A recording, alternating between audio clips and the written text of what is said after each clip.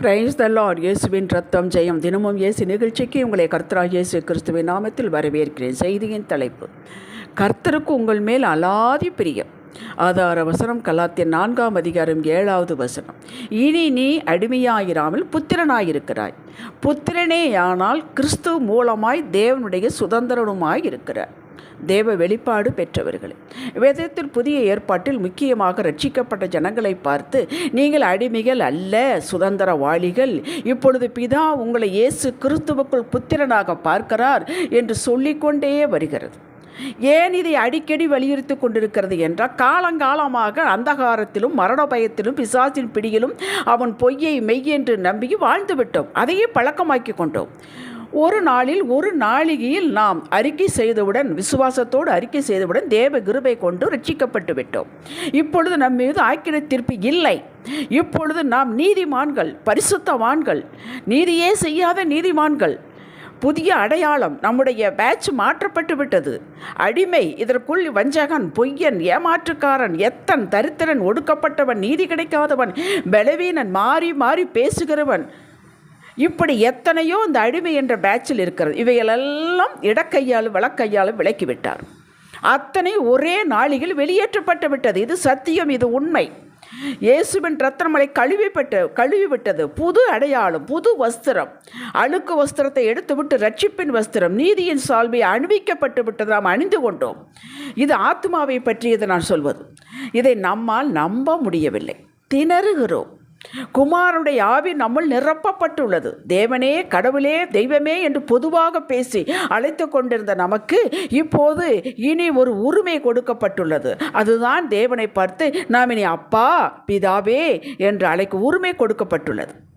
ஒரு நபர் நடந்து போகும்போது எத்தனையோ பேர் மத்தியில் நடந்து போனாலும் தன் மகள் பேசும் சத்தம், கூப்பிடும் சத்தம் அந்த தகப்பனுக்கு புரியும். உடனே திரும்பி பார்க்கிறார். அப்படித்தான் இனி நாம் அப்பா என்று அழைத்தவுடன் உடனே பதில் கொடுக்கிறார். இந்த ரட்சிப்பின் ஸ்லாக்கியம் பெறாத தாவீதுக்கே இந்த அனுபவம் இருக்கும் என்றால் நமக்கு எத்தனை மடங்கு அதிகம் இருக்க வேண்டும், இருக்கிறது என்று யோசித்து பாருங்கள். தாவீது சொல்கிறான், நான் கூப்பிட்ட நாளில் எனக்கு மறு உத்தரவு அருளினீர்.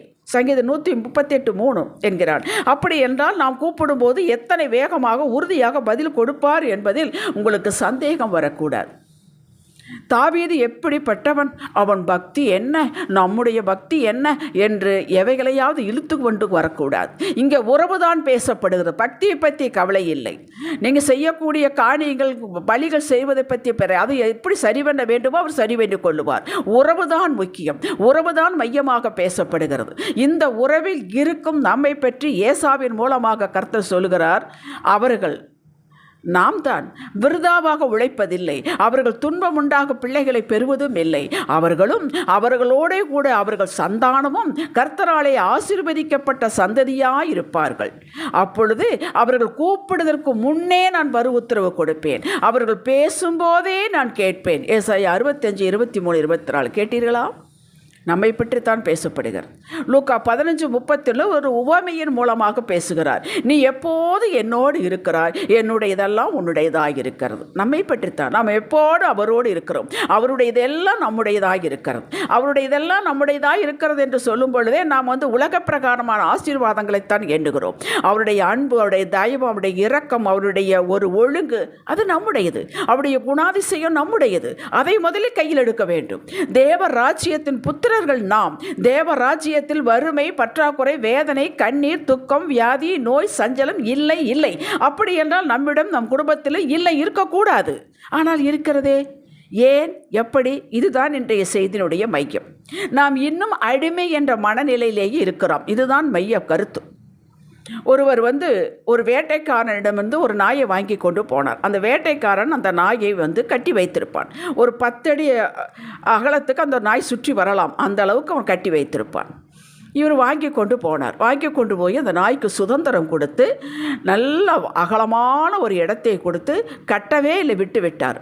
ஆனால் அந்த நாய் அந்த 10 அடிக்குள்ளேயே தான் சுற்றி வரும், அதற்கு மேலே போகாது. ஏன்னா பழக்கப்பட்டு விட்டது, அடிமையாக இருந்து பழக்கப்பட்டு விட்டது.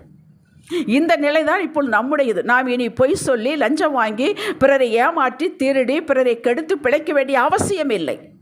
நாம் இனி எப்படி இருக்க வேண்டும், என்ன செய்ய வேண்டும், எதை அடிப்படையாக கொண்டு வாழ வேண்டும் என்பதை வேதம் கூக்குரலிட்டு கொண்டே இருக்கிறது. தேவ பக்கம் சாய்ந்து பயந்து நாம் பயப்படுகிறோம். இதையெல்லாம் படிப்பதற்கு பயப்படுகிறோம், சந்தேகப்படுகிறோம். வாயளவில் உதட்டளவில் தான் தேவனுடைய வசனங்களை சொல்லுகிறோம், ஜெபிக்கிறோம். உண்மை யதார்த்த நிஜ வாழ்விற்கு திரும்ப வேண்டும். என்ன நடந்தாலும் நடக்காவிட்டாலும் கிடைத்தாலும் கிடைக்காவிட்டாலும் என் தகப்பனோடு இயேசுவோடு இருக்க வேண்டும் என்ற நிலைக்கு நான் வர வேண்டும். ஒரு வீட்டில் கஷ்டம் இருக்கிறது, வறுமை இருக்கிறது, பற்றாக்குறை இருக்கிறது என்பதற்காக அந்த வீட்டு பிள்ளைகள் பக்கத்து வீடு நல்லா பணக்காரர்கள் போய் விடுவார்களா? அந்த வீட்டை விட்டு போய் விடுவார்களா? சொல்லுங்கள். பசியோ பட்டினியோ நோயோ கோர்ட்டு கேஸோ எதுவோ நம் அடையாளத்தை மாற்றக்கூடாது, நம்முடைய வேல்யூவை மாற்றக்கூடாது, நம்முடைய மரியாதையை மாற்றக்கூடாது. நெஞ்சை நிமிர்த்தி நான் தேவாதி தேவனுடைய பிள்ளை என்ற ரீதியில் இருக்க வேண்டும். உங்களுடைய பேச்சு இருக்க வேண்டும், செயல் இருக்க வேண்டும். கண்ணியம் என்பதை நம்மிடம்தான் மற்றவர்கள் கற்றுக்கொள்ள வேண்டும். முதலாவது கர்த்தரை தேட வேண்டும். மத்தேயு 6:33. இதில் எந்த விதமான காம்ப்ரமைஸிங் எடுக்கக்கூடாது. விசுவாசத்தில் உறுதி, விசுவாச ஜீவியம், பொறுமை, காத்திருக்குதல், கர்த்தரை அறிகிற அறிவிலை தேறிக்கொண்டு வருவது, இதில் கவனம் செலுத்த வேண்டும். எதில் கவனம் செலுத்த வேண்டுமோ, எதிலே நிலை நிற்க வேண்டுமோ அதில் நிலைநிற்க வேண்டும். எதை விட்டுவிட வேண்டுமோ அதை விட்டுவிட வேண்டும். நீங்கள் அடிமைகள் அல்ல, சுயாதீனர்கள். மாடு இளைத்தாலும் கொம்பு இளைக்காது என்று சொல்வார்கள். அதுபோல் நம்முடைய மரியாதை வேல்வை இழக்கக்கூடாது, மங்கக்கூடாது. ஒரு விசை காந்திஜி அவர்கள் வட்டமேஜை மாநாட்டுக்காக இங்கிலாந்து செல்கிறார், லண்டனுக்கு செல்கிறார். அங்கே ஏராளமான பிரபுக்கள் எல்லாரும் கோட்டு சூட்டு அணிந்து பக்காவாக அமர்ந்திருக்கிறார்கள். இவர் கீழே இருந்து ஒரு ஸ்டெப்பாக ஏறணும். மேலே ஏறுகிறார். டொக்கு டொக்குன்னு அந்த தடியை வைத்து கொண்டு ஊனிக்கொண்டு ஏறுகிறார். முதல் தலை தெரிகிறது, அப்புறம் உடல் தெரிகிறது, அப்புறம் முழு உருவம் தெரிகிறது. தெரிந்த உடனே அத்தனை பேர் எழுந்து நின்றார்களாம். கேட்டீர்களா? அவர்கள் எதை பார்த்து எழுந்து நின்றார்கள்? உண்மை, சத்தியம். என்ன நடந்தாலும் அதை பற்றி அவருக்கு கவலையே கிடையாது. அப்படி நாம் இருக்க வேண்டும். கர்த்தருக்கு உங்கள் மேலே கொள்ள பிரியம். இயேசு உங்களோடு இருக்கிறார். நீங்கள் வைராக்கியமாக இருங்கள். கர்த்தருக்கே முதலிடம் கொடுங்கள். நீங்கள் கர்த்தரை இறுக பிடித்து கொண்டிருக்கிறீர்கள் என்பதை அவர் காட்டுவார். உங்களது வாழ்வின் செழிப்பு, மேன்மை, உங்களுடைய வேல்யூஸ் உயர்வது, உங்கள் உள்ளான மனிதன் பலப்படுவது பார்த்து மற்றவர்கள் சொல்வார்கள், கர்த்தர் இவர்களோடு இருக்கிறார், கர்த்தர் இவர்கள் மேல் கொள்ள பிரியம் என்று. நீங்கள் ஒரு நாள் ஒருபோது யாருக்கும் எதற்கு அடிமைகள் அல்ல. அடிமைப்படுத்த முடியாது.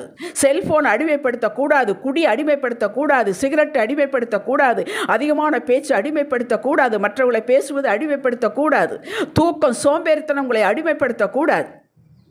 நீங்கள் கர்த்தரின் கண்மணிகள். இது உலகத்திற்கு தெரிய வரும் சீக்கிரமாக.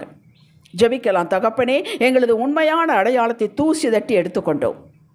பவுல் சொன்னது போல ரோமர் 8:36-39 வரை 10 காரியங்கள். அவைகள் எங்களை உம்மிடத்திலிருந்து பிரிக்க முடியாது. பட்டினியாகவே இருந்தாலும் பரமனின் பாசப்பிள்ளைகள் என்பதை நிரூபிப்போம். சகலம் சம்பூர்ணம் எங்களை தேடி வரை நாங்கள் எடுத்துக்கொள்வோம். நிறைவாக வாழ்வோம், சாட்சியாக வாழ்வோம். இயேசுவின் நாமத்தில் பிதாவே, ஆமேன். இன்றைய சிந்தனைக்கு, நான் எஜமானன், எஜமாட்டி, எதுவும் என்னை அடிமைப்படுத்த விட மாட்டேன். என் தலை, என் கொம்பு, என் அப்பா இயேசுவின் தயவினாலே, நாமத்தினாலே உயர்ந்து கொண்டிருக்கிறது. இது உலகத்திற்கு நான் காட்டுவேன். இதில் கவனமாக இருப்பேன். ஆமேன். அல்லேலூயா.